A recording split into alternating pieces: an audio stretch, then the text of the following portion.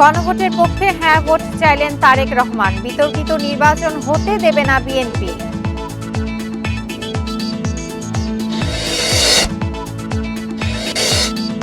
আধিপত্যবাদ চাঁদাবাজ মুক্ত দেশ করার অঙ্গীকার জামায়াত আমিরের। দুর্নীতি বন্ধের ঘোষণা।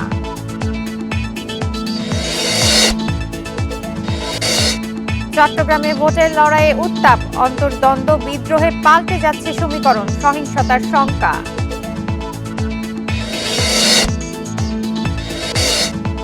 দেশের ৭৫ কারাগারে আবাসিক চিকিৎসক মাত্র ২ জন। ৫ বছরের পথেই ৫০৯ বন্দীর মৃত্যু।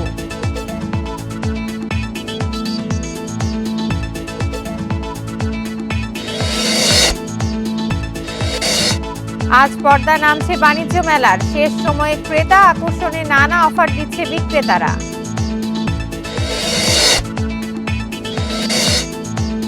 ৩ বছরেও লোকবল সংকটে চালু হয়নি কামারখন্দের ২০ শয্যার হাসপাতাল। চুরি হচ্ছে সরঞ্জাম।